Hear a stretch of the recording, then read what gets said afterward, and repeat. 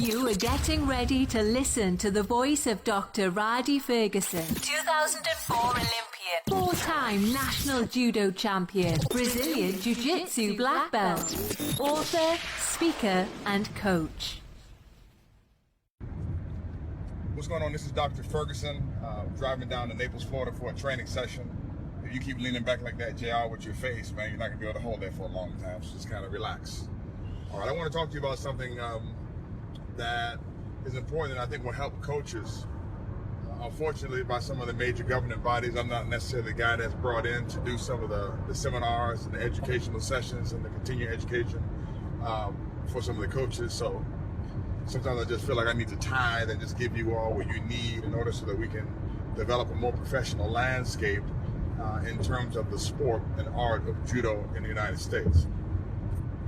First and foremost, I want to talk about my particular philosophical approach as it applies to judo. Because I did mechanical engineering at Howard University from 1992 to 1997 and played a plethora of sports, I really look at everything as being a system. Just from football, you have an offensive system, a defensive system, a special team system. Then you have within those particular systems subsystems of different fronts and coverages and game plans and offense like that. You have the I, you have the wing T, you have the spread offense. You have subsystems within systems. And I learned the systemic approach and systems theory, chaos theory, systems dynamics, and how they apply to a particular thing in order to make that thing work or to allow it to run. Inside of that, when you look at things or you choose to adopt a systems approach, that means that you understand that there are no outcomes that are necessarily final. Meaning I can't just start with A and get a guaranteed B. I am going to start out with A and I'm going to receive a B, but just because I provide an A doesn't mean that I get a guaranteed B. It also means that I accept the stimulus and response model, that everything has a stimulus and then there's a response that follows, and I can't necessarily guarantee what the response is going to be from the stimulus that I provide. But because I am a scientist and I look at things with a scientific approach, I understand that everything requires testing. And when I do something, I have to write down the response from that particular thing and understand that there are certain variables that I need to change in the process so that I can change my particular or the particular response that I get for a said stimulus. With that being said, you have to accept, or in my particular case, I have to accept judo as being a system.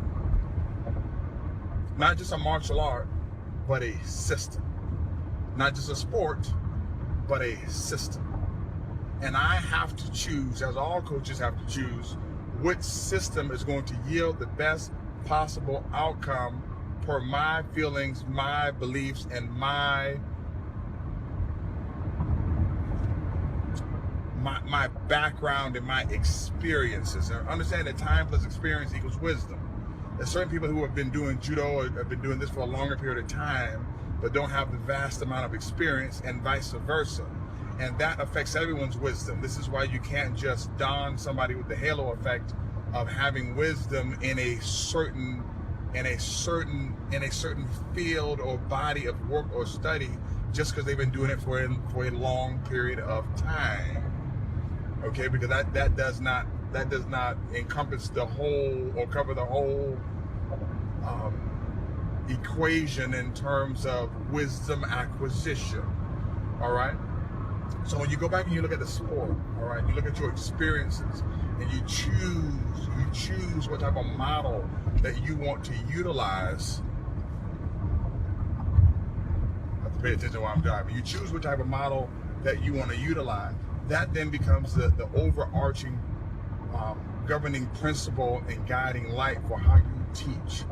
Now, unfortunately, a lot of people jump into the teaching and educational realm without having a philosophical approach or just taking one that has been given to them without any testing.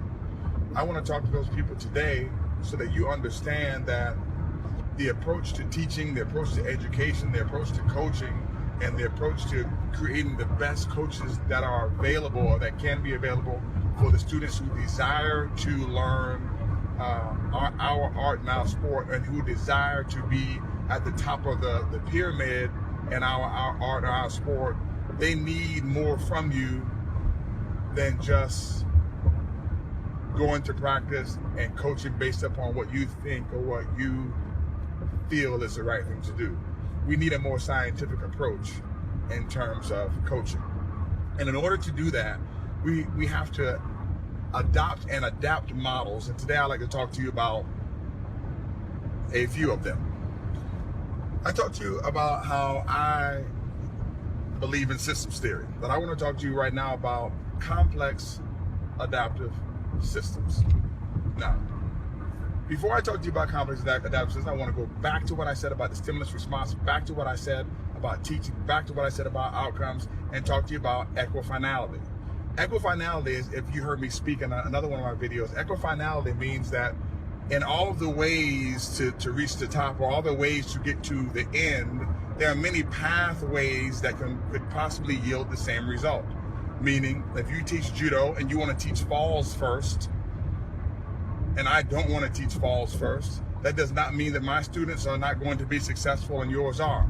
I was having a similar discussion with Musin Cobre online, and we were speaking about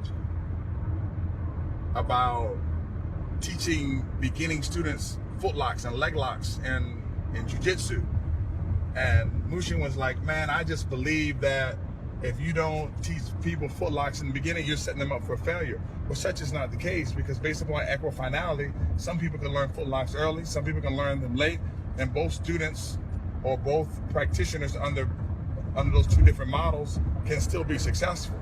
So just because somebody's teaching throw, and another person teaching newaza in the beginning, doesn't mean that those two approaches won't yield the same thing in the end because of equifinality. The key is to making sure that you do the reps and making sure that you have quality exposure to different coaches and different models at the right time, okay? Now, getting back to complex adaptive systems. Breaking down complex adaptive systems means that you first have to understand what complex means. Complex means that it's just not simple. Judo in and of itself is not simple. The outcome of judo matches are not simple. How to teach judo is not simple. If we know that it's not simple and that it's complex, by default, if we accept the complexity of a thing, then that means that if the thing is complex and the thing is always changing and the thing is always moving, then the thing requires study. And I say it all the time, and I continue to say it, and as I'm teaching in this particular session, I'm saying it to many of you who are listening. If you are not studying, and getting on YouTube and watching a video or two is not studying. It's not studying. If you know anybody who's passed the bar exam, if you know anybody who's taken a certification, if you know anybody who's passed the medical boards, if you know anybody who's passed the engineering license, if you know anybody who studied for a final at university or in a master's program or a doctoral program, you do understand what studying is. Studying is not watching a video. Studying requires notes. Studying requires reviewing. Studying requires reading. Studying requires rewriting the notes. Studying requires that you fully digest the material and that you understand it, not for the purpose to regurgitate it, but for the purpose that you change your outlook or your conceptual framework on how you do things. Sometimes you get more entrenched on how you do things because what you read was garbage or could be debunked. And sometimes your conceptual framework changes over a period of time because of the things that you've learned. This is the educational process. So if we accept that things are complex in the beginning, when we look at complex adaptive systems, then we have to accept that. It has to be accepted. And then you have to look at the adaptation that occurs, the complex adaptive systems. That means there is some interplay, all right, and an interaction that occurs with the complex changing system. Meaning, let's look at this. And there are things that are not retractable. When the IGF changes a rule in the sport, okay, the sport becomes somewhat more complex. It varies. But when they make that particular change, the new brown belts, the new purple belts, the new black belts, they become black belts, or they become experts under that change that they made. So the whole art has adapted, okay? Has adapted to that particular complexity, that particular change. Now, those people who have come through at that particular time, they can't go back and relearn what they didn't know or relearn it in a certain way. There are certain ways that you could do ko'uchi and grab the leg, or do ko'uchi, or do seanage or morote seanage, or certain throws, or uchimata when you're worried about a take-a-ruma, and uchimata when you're not worried about a take-a-ruma, which will change the way that judo was done, has been done, and will be done, no matter if they change the rules back or not. Because the system in and of itself will adapt. It will always adapt. So when you understand complex adaptive systems, you got to understand what complex means. You got to understand what adaptations are being made and how the system adapts. And then you need to understand equifinality. Now, how do all these things impact, I'm going to say the coaching process, but it's actually the teaching and learning process, and how they impact you as a coach in and within the sport and art of judo? They impact you in three major ways. The first way is they impact your pedagogy. They impact how you teach. They impact how you disseminate and inculcate information to your students, and understanding the demographic you teach, not just the age demographic, but the demographic in terms of what your avatar is. Like, I have a certain avatar in terms of a customer. I have a certain type of customer that I want inside of my dojo and my space, because I feel comfortable coaching to that particular demographic. Because if I have a myriad of different demographics inside of my dojo, then I got to keep switching. I got to put a switch on and off every time I coach. And I don't want to do that. Or it will require me to hire staff. And anybody who runs a business know that when you hire or acquire staff, you hire and acquire more problems.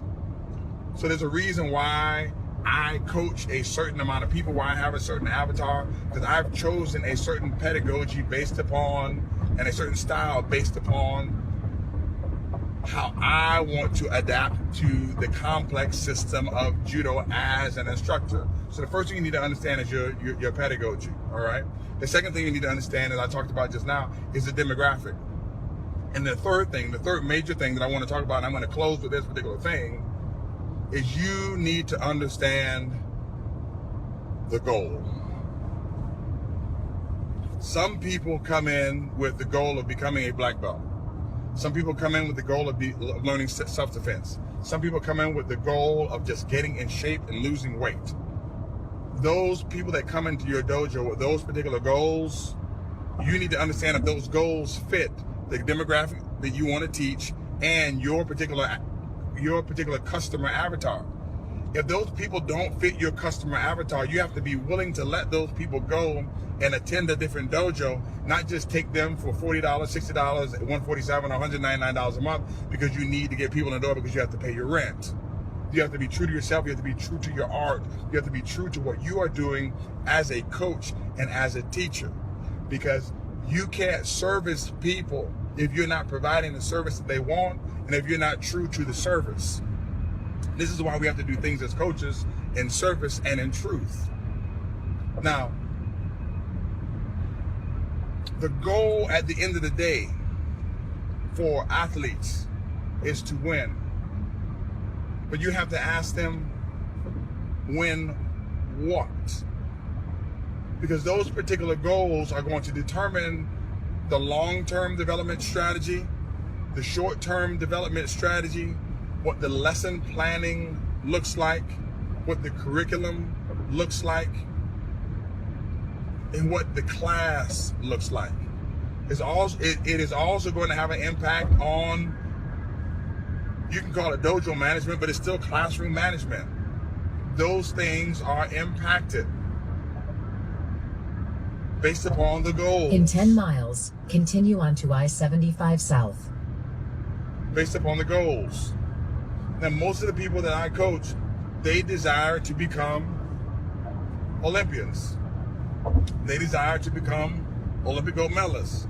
They desire to become world champions, which means they have to accept failure as not being an option, but as being a mandatory part of the goal acquisition process. And these are the things that you have to sit down and speak with your athletes and parents about, and then you also need to talk with your mentors about. I have a mentorship program where I mentor parents and I mentor coaches. And I have to tell the coaches, listen, I'm not telling you to remove your ego. I tell people all the time, don't take your ego out of the way. Based upon psychology, there's absolutely no way to take your ego out of the way. Leave your ego in place. Your ego is what got you to where you are. Don't allow your ego to be the overriding thing for your decision-making processes, but your ego is going to get in the way. There's no world-class or high-level coach that enjoys losing. Not one. But we all accept losing being part of the process. And we know that when we have athletes who are in the long-term and short-term or just in the developmental cycle, we know that there'll be a certain period of time when we're going over some things that create weaknesses, and another coach might be going over some things that will create said strengths for our said weaknesses, and it will be cyclical and undulating. That's why you can have one national champion one year and another national champion another year and another national champion the other year, and all that stuff that happens at the junior level really doesn't impact what happens at the senior level, because there's no correlative data that shows that being successful as a junior means you're successful as a senior, because during that particular time, everybody is still learning and everybody is still losing, and they're willing to lose because they're in a huge, massive trial and error process until those processes become refined, which means you can lose at the junior level, and then you can win at the senior level. Understand what your goals are. When you run a dojo, most of the time you have to be honest with yourself that the children who are in your dojo, they will be with you from the age of 3 to 16, and then they will leave, because that is when most children leave.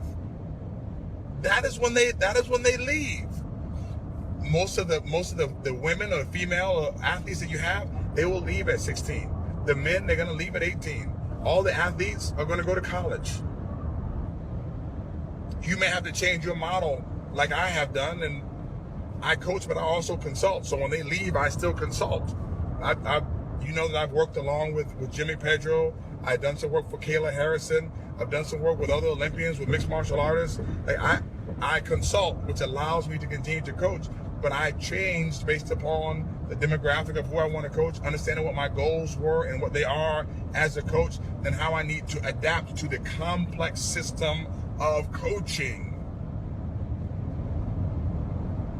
To my brothers and sisters in the coaching realm of judo, understanding that these students will leave is important for your coaching, because many coaches, they're cool with just winning at the junior level, and that's fine, because more often than not, your program or the sustainability of your program is built by the juniors.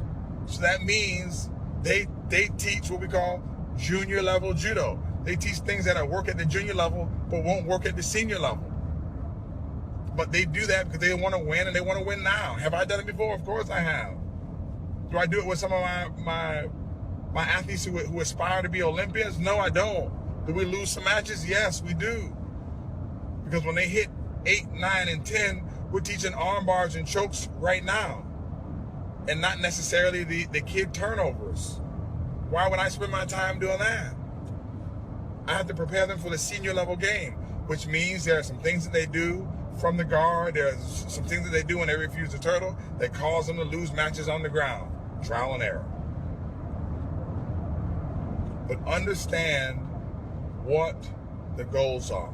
As a coach, okay, as it relates to complex adaptive systems and equifinality, understand that there are really no set imperatives for judo success, or no set imperatives for coaching success. You must have excellent deportment. You must have great ethics. You must have good morals when you're coaching. But you have to understand that the system in and of itself is complex. You need quality mentoring. Understanding the game as a whole and studying will help you with your pedagogy. Understanding who you can coach, how you can coach, and why you should coach. And if you want to coach, a certain demographic is important. And then overall, you need to understand what your goals are as a coach, what the goals are for the athlete, and what the goals are for the parents. And if you do those particular things, I don't know, I don't think, I know that you can increase your overall happiness as it relates to coaching and the sport and the art of judo. This is Dr. Ferguson. I thank you so much for your time, and I hope you have a super fantastic day. Take care.